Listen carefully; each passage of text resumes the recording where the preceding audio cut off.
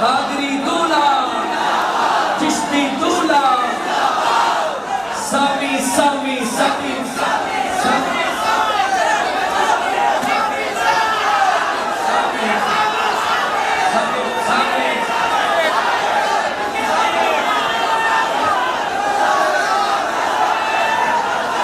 مزمل و مدثر یاسین و مزمل و مدثر کہا کیا کیا نئے الفاظ سے مولا نے پکارا کیا کیا نئے الفاظ سے مولا نے پکارا کیا شان ہے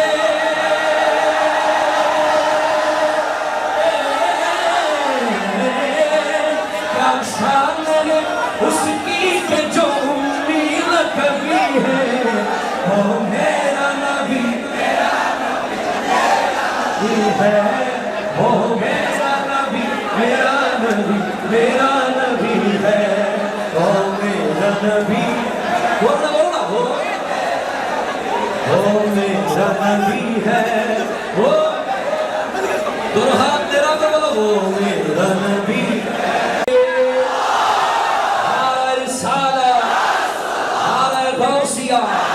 شہید شاہ مدینہ علامہ سقیم اقبال والليل إذا سجى صدق الله العظيم وبلغنا رسوله النبي الكريم وقد صدقت أنت يا سيدي يا سيدي يا سيدي يا مكي يا مدني يا عربي يا قرشي يا هاشمي ويا سيدنا يا سيدنا يا سيدنا يا حبيبنا يا طبيبنا يا حبيب المصطفى المجتبى صلى الله عليه وسلم. First and foremost, I would like to express my gratitude to all the organizers of this beautiful event, all the ulama, the shuyukh, the scholars who have blessed us with their presence tonight, especially the members of Shan-e-Mustafa organization,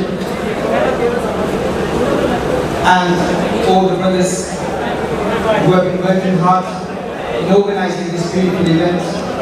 May Allah Jalla wa Ala accept all your efforts, and especially our brothers who have come from Dhaka, Mishkat Sahib, and his father, who is the Khalifa of Professor Malim Sahib, Hafizahullah, and all the great ulama, scholars who held events. Before this event, we organized a reception at the airport and the reception last night. May Allah Jalla wa Ala accept all the efforts. May Allah bless us all with sincerity, with ikhlas and steadfastness and the aqidah of Ahlul Sunnah wal Jama'ah.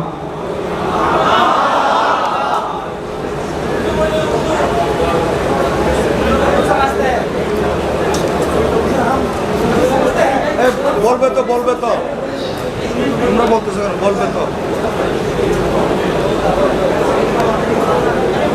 قرآن کریم کی اس آیت مبارکہ کو تلاوت کرنے کا شرف حاصل کیا.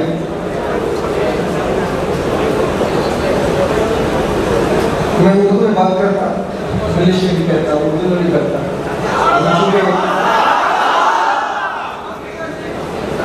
میرے یہ بیانات پوری دنیا میں نشر ہوتے ہیں، تو میں چاہتا تھا کہ انگلش میں کچھ بنگلہ دیشیوں کی محبت اور حضور سے محبت، حضور سے نسبت و سرکار اعلیٰ حضرت سے ان کا پیار، اس کا اظہار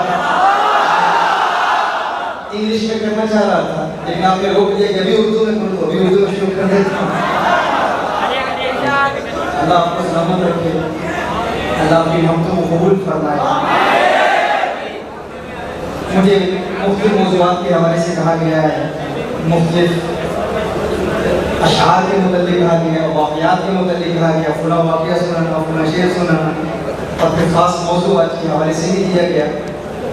تو میں انشاءاللہ کوشش کروں گا کہ قرآن کریم کی جو آیات آپ کی بارگاہ میں پیش کی آیات کے حوالے سے کچھ اصلاحی باتیں، کچھ عقائد کے حوالے سے باتیں آپ کے بشار کرو اللہ جل وعلا ہمیں حق کہنے، حق سننے، حق کو عقیدہ بنانے اور حق ہی کا پرچار کرنے کی توفیق عطا فرمائے۔ اللہ جل وعلا نے قرآن کریم میں ارشاد فرمایا چاشت کی قسم اور رات کی قسم واللیل اذا سجا، جب وہ پردہ ڈالے۔ اس حوالے سے مفسرین کے مختلف اقوال ہیں۔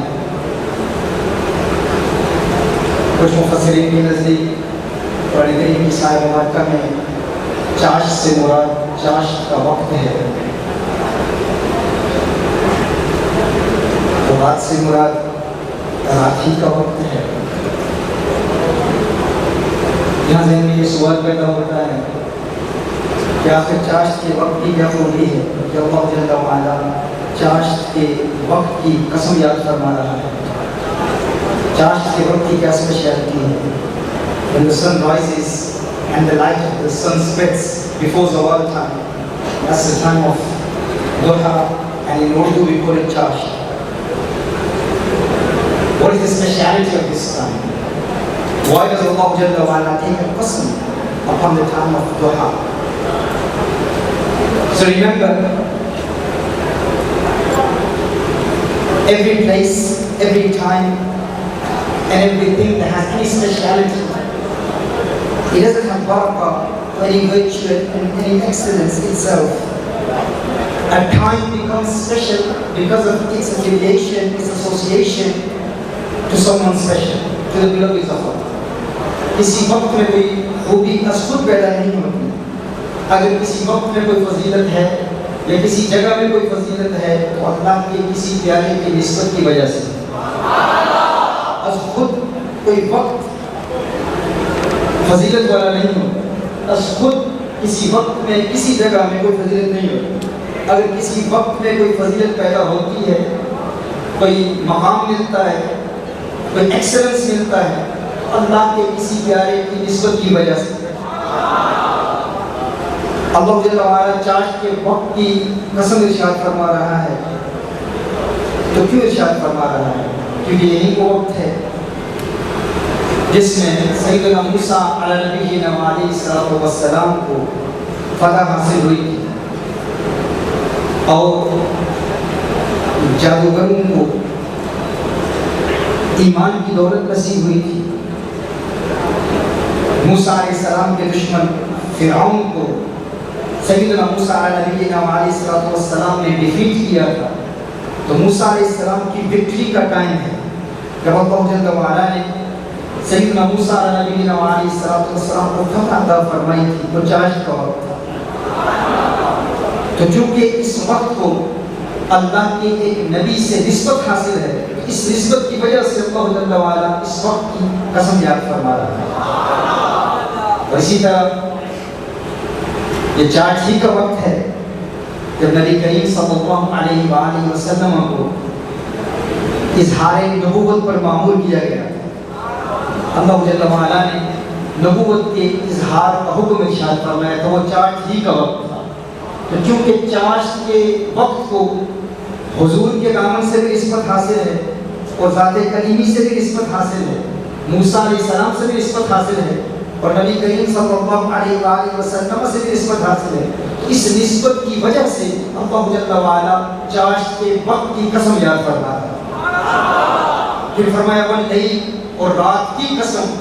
سوال پیدا ہوتا ہے کہ ہر وقت اللہ کا وقت ہے، رات کے وقت کی کیا اسپیشلٹی ہے؟ رات کے وقت کی کیا خوبی ہے کہ اللہ جل وعلا رات کے وقت کی قسم یاد فرما رہا ہے؟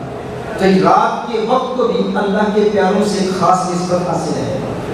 وہ رات کا وقت ہی تھا جب سیدنا موسیٰ علیہ نبینا علیہ الصلوۃ والسلام کوہ طور پر جا کر اللہ جل وعلا سے کلام کرتے ہیں، وہ رات کا وقت تھا۔ تو رات کے وقت کو موسیٰ علیہ السلام سے نسبت حاصل ہے، اس نسبت کی وجہ سے اللہ جل وعلا رات کے وقت کی قسم یاد فرما رہا ہے۔ اور وہ رات ہی کا وقت تھا جب کونین کے والی خسرو خوباں سیاہ نامہ کا نازش حد و جہاں صلی اللہ علیہ وآلہ وسلم نے شب معراج اپنے ماتھے کی آنکھوں سے اللہ جل وعلا کو دیکھا۔ اللہ جل وعلا ارشاد فرما رہا ہے محبوب اس وقت کی قسم جب تجھے اظہار نبوت پر مامور کیا گیا، اور میرے پیارے حبیب اس وقت کی قسم جب تو نے اپنے ماتھے کی آنکھوں سے اپنے رب کو دیکھا۔ معراج کے وقت کی قسم اور اظہار نبوت کے وقت کی قسم۔ اب یہاں پر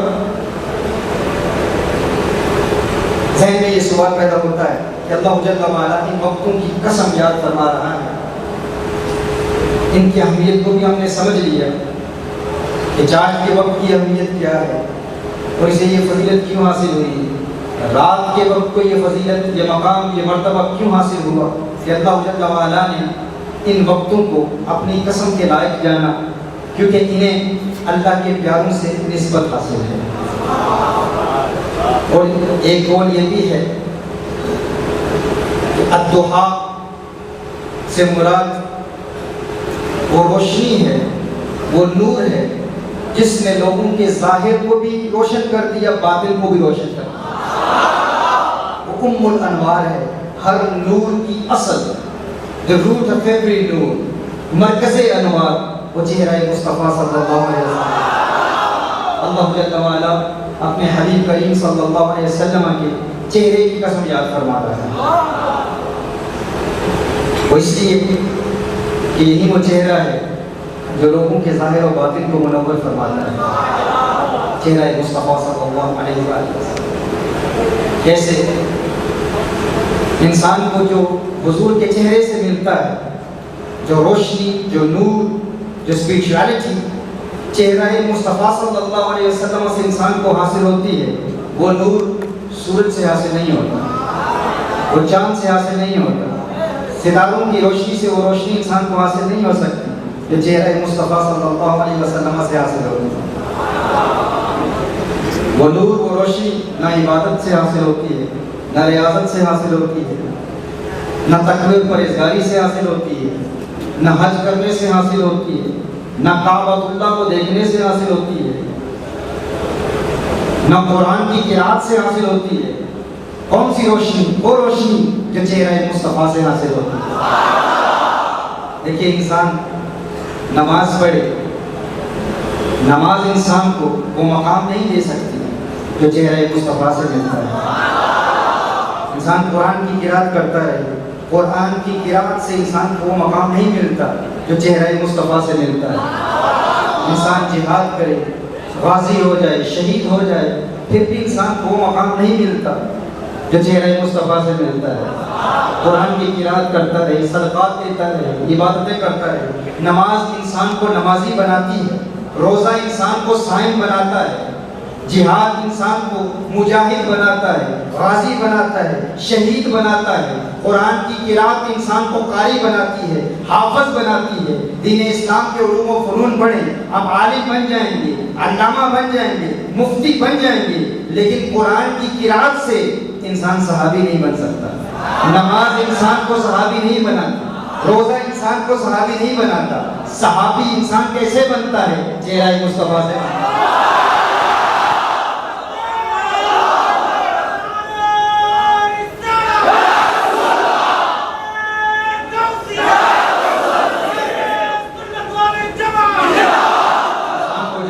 حضور اکرم صلی اللہ علیہ وسلم کے چہرے کی زیارت سے ملتا ہے۔ آپ کعبۃ اللہ کی زیارت کرتے رہیں، کعبۃ اللہ کی زیارت آپ کو صحابی نہیں بنائے، وہ چہرہ مصطفیٰ کو دیکھنے سے مقام حاصل ہوگا۔ اور جس نے دیکھ لیا حالت ایمان میں اور اسی حالت میں وہ پردہ فرما گیا، پھر وہ نماز نہ بھی پڑھی، ایک لمحے کے لیے چہرہ مصطفیٰ کو دیکھا اور پھر انتقال ہو گیا، نہ نماز پڑھی، نہ روزہ رکھا، نہ حج کیا، نہ زکوٰۃ ادا کی، ایسے شخص کا مقام غوث اعظم سے بھی بلند ہے، خواجہ غریب نواز سے بھی بلند ہے۔